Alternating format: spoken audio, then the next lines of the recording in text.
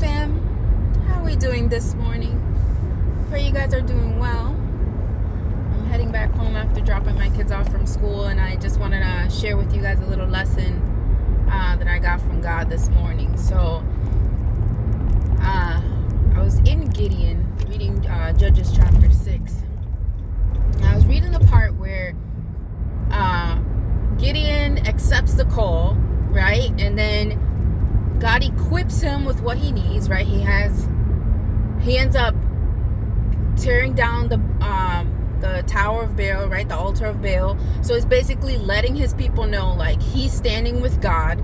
And then when he blows the trumpet, 33,000 men come to his side to get ready to go against the Midianites.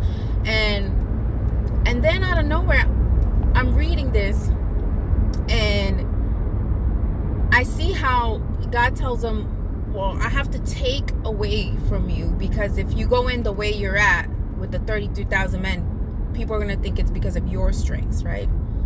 And this passage really spoke to me, because I've been in a part where God's called me to something, right? And I stuck out in faith. I proclaimed it to everybody around me. And then I saw God starting to put the pieces together, right? Supplying me with all I need to see the promise come to pass. And then out of nowhere, everything is starting to dwindle, like less and less and less.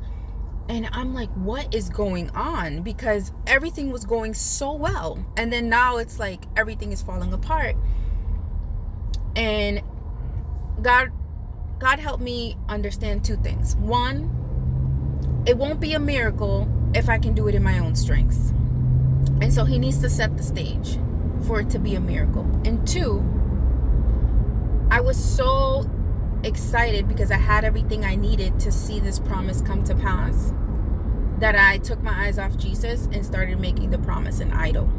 And so really, sometimes when we're going through warfare, it's not necessarily the enemy attacking us or God testing us, but it's because of our own perspectives, our own heart posture that puts us in a position where we don't have God's peace.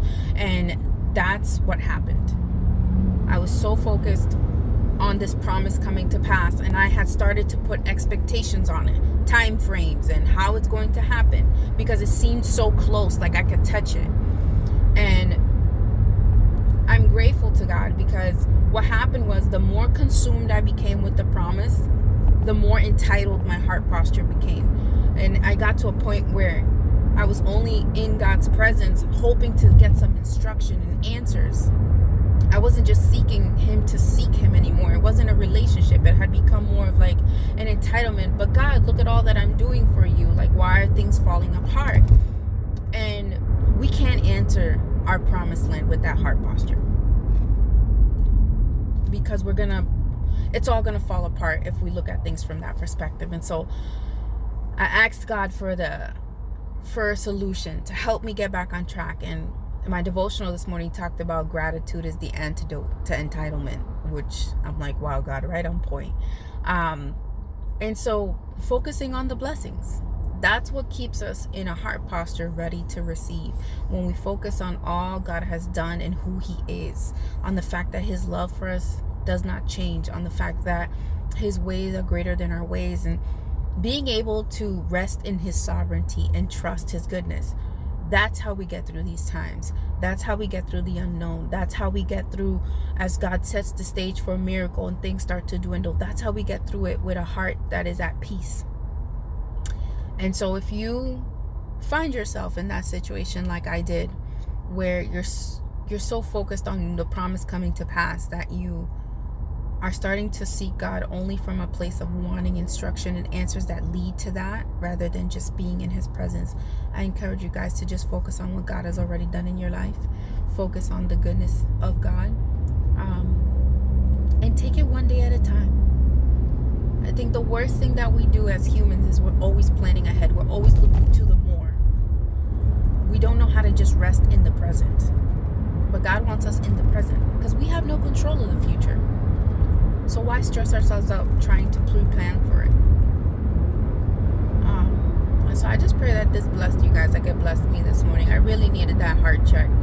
And I'm not not afraid to be here and be vulnerable with you guys and to show you guys that I still have times where I stumble and stuff, because this is what walking with Jesus is about. We're always growing, we're always learning.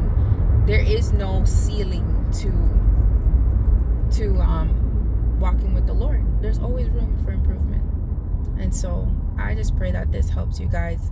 If you're going through a funk, I hope it pulls you out of it like it did me this morning. And I love you guys very much. So until next time.